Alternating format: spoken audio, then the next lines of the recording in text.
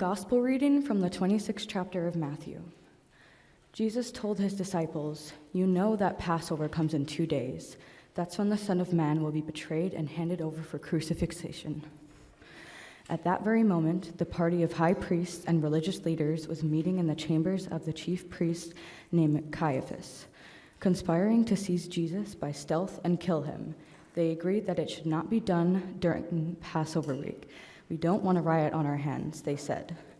When Jesus was at Bethany, a guest of Simon the leper, a woman came up to him as he was eating dinner and anointed him with a bottle of very expensive perfume. When the disciples saw that what was happening, they were furious. "That's criminal. This could have been sold for a lot of the money handed out to the poor." When Jesus realized what was going on, he intervened. "Why are you giving this woman a hard time? She had just done something wonderfully significant for me. You will have the poor with you every day for the rest of your lives, but not me.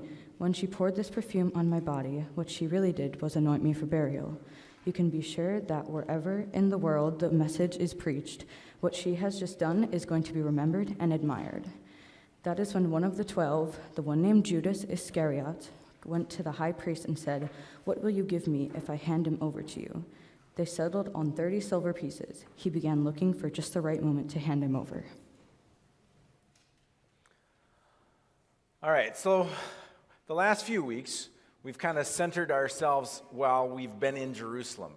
And it's helpful to kind of stretch this thing out to see like where Jesus enters Jerusalem and how that's going to lead up to Holy Week. But there's a few very pivotal things that are happening in this story and a few things that I think it's important to recap. So a couple weeks ago when we talked about this story, of course, everyone was upset because Jesus enters the temple, starts flipping tables, and all the money changers. Why were the people selling things? And what were they selling?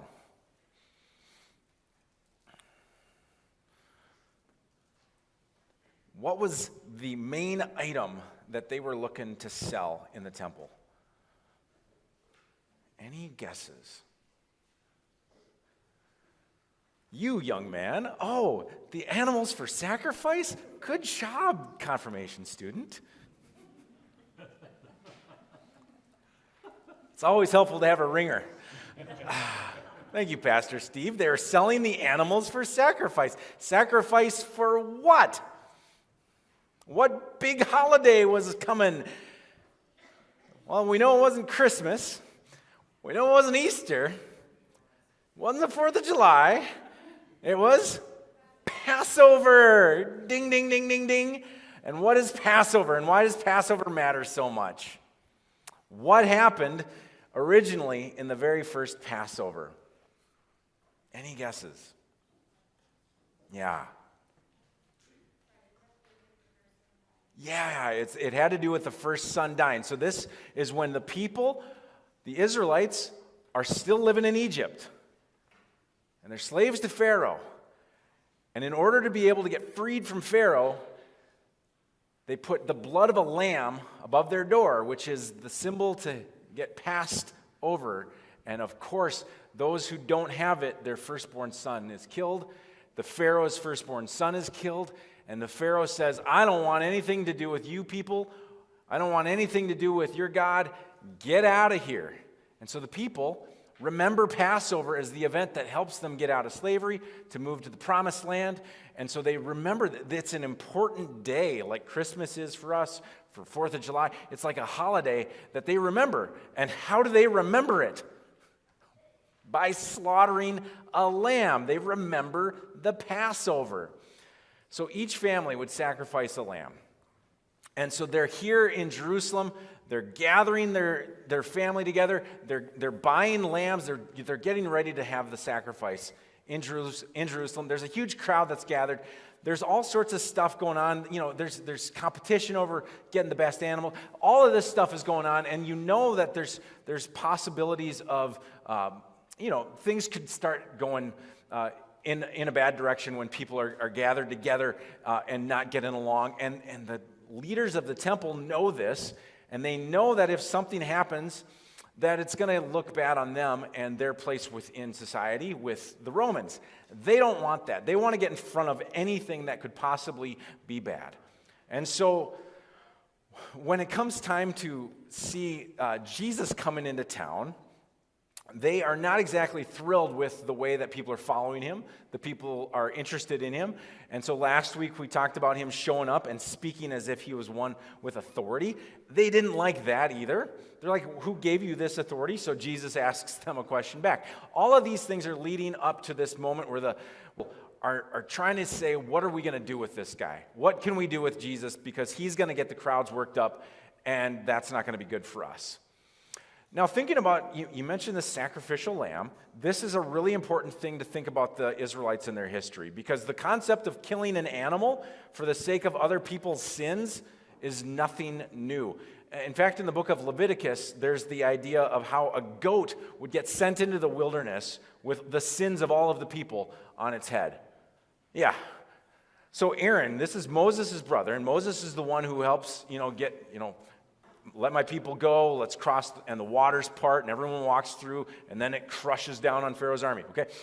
Moses' brother Aaron is telling people about how you just gather up all of our sins, and Moses puts his head on this goat, and they send it out into the wilderness as if this is their way of having all of their sins relieved. This is the concept of a scapegoat, okay? It's really a way of saying, we don't want to have any responsibility for this. We're going to push it off to here. Is this goat guilty of doing anything? This poor innocent goat didn't do anything wrong, yet we're banishing the goat off to the wilderness. Have you ever been in a situation where something went bad? Maybe you were working on a group project, right? Or something at work. Do you ever have a group project go bad and you're like, well, it's all Will's fault, right? Everyone blamed you. And you're like, no, I didn't do it. We all worked on this together. But you're like, but he didn't do this one particular thing. And because he didn't do it right, we all got a B for it. Or think about in sports. What happens I know, Steve, I'm going to make a brief sports reference. In a sporting event or at the end of a season, what happened 2 years ago when the Vikings didn't quite make the playoffs? Who was the scapegoat? The coach, right? The coach is often the scapegoat. In fact, one of the biggest scapegoats that you can imagine is for a team that hadn't won the World Series for 100 years. So the Chicago Cubs blamed this guy, Steve Bartman. Now, this guy's trying to catch the ball, and one of the most beloved fans of the Cubs reaches his hand out to try to catch the foul ball. And the entire city of Chicago, I would say the entire world, blamed Steve Bartman. And this fan holds up a "kill that fan" sign, right? This is what it means to be a scapegoat. You do not want to be a scapegoat. You don't want the crowds to turn on you. Scapegoats are not willing targets. We don't want to be the scapegoat because we don't want to take the blame for others. We don't want to be the one to bear that burden for everybody and to help their feelings. Except for Jesus. Jesus is identified as a threat. Jesus is identified as someone who could possibly cause the crowds to riot or cause a disturbance. And the leaders don't want that. So they start to cook up some plans. They start to figure out how they can get rid of Jesus, how they can make him be the one that's guilty without anybody thinking that they had anything to do with it. Right?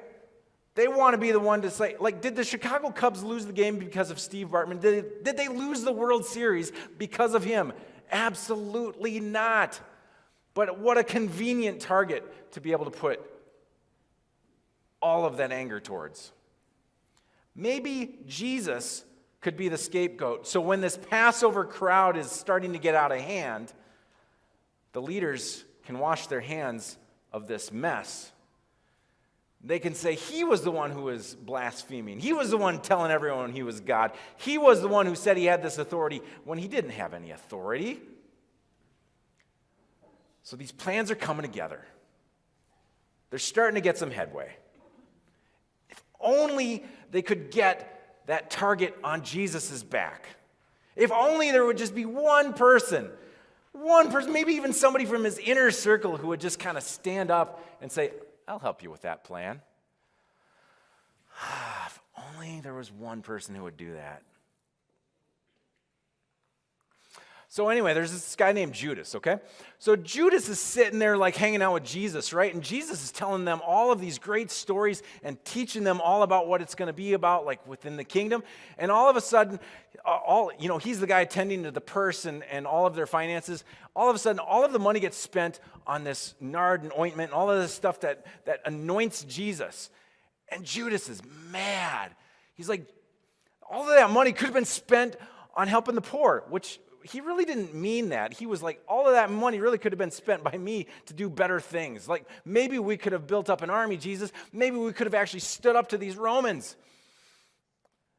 Judas doesn't like where Jesus is taking this Messiah that he was not expecting. Like, he wanted this Messiah to come in and save the day, not to promise that he was about to get killed. So what's Judas going to do? What's Judas going to do when his feelings about a Messiah aren't going to be fulfilled? So when the chief priests are looking for a scapegoat, Judas realizes that this is his chance to lead a lamb to slaughter and maybe even get rewarded in return. The plan's almost too good to be true. Both sides are getting what they want. Now all Judas needs is that opportune time to put this plan into motion, and he can finally get rid of Jesus, and the Pharisees, the leaders of the temple, can have this problem off of their hands, the target off their back, and their scapegoat can bear this for all of them. But we'll have to see what happens next week.